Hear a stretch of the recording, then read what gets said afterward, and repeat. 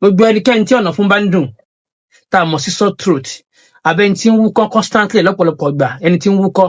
tó sì ti ná òbítíbitì owó tóun ti bẹ́ẹ̀ kó lọ má dàgẹ́ láàmú kò sáìsàn tí ń bẹ láyé tí ò sóògùn ẹ̀ láyé ikú àtògbé nìkan ni olóògùn àkọ́kọ́ ní tẹ́ ẹ lọ wá òun ní kọ́lọ́wà ní tá a mọ̀ sí àlùbọ́sà tá a máa fi ń sebẹ̀ àlùbọ́sà onion kì í ṣe red onion o èyí tá a máa fi ń sebẹ̀ yẹn gan-an máa wá òun lélẹ̀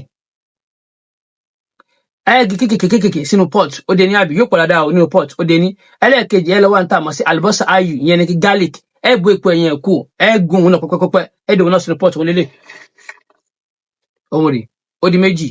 ẹlẹ́ẹ̀kẹta àwọn oníkẹ́lẹ́ wà ní tá a mọ̀ sí cinnamon má lo stick o stick ẹ̀ wà powder ní kò lòun lélẹ̀ cinnamon powder ó dè òun náà sínú pot ó di mẹ́ta ó wà dá oyin original sínú oyin original rè ó dè òun náà sí ó di mẹ́rin àbí ó wàá sè fún 15 to 20 minutes tó bá jiná tán ẹ ṣe kó mọ́ dáadáa tẹ́ bá ṣe tán bẹ́ẹ̀ yẹn àgbàlagbà ẹ jẹ́ kó lo 12 spoon láàárọ̀ 12 spoon lọ́sàn 12 spoon lálẹ́ ọmọdé 6 spoon láàárọ̀ 6 spoon lọ́sàn 6 spoon lálẹ́ ẹ ṣàdúrà fún mi kò sáìsàn tí ń bẹ láyé tí ò sóògùn ẹ̀ láyé ikú àtògbó nìkan ni olóògùn wo bí má kọ́ mi suicide má dẹ̀ kí anxiety àbí depression kó affect yẹ kò sáìsàn tí ń bẹ láyé tí ò sóògùn ẹ̀ ikú àtògbó ni olóògùn ó dìgbà àtúpadì. Ní ìbéèrè lẹ́yìn ètò o lè pe dókítà Taofeek Alani aláṣẹ àti olùdarí ilé-iṣẹ́ tọ́jú ara rẹ herbal and prophetic medicine lórí 0803-836-0331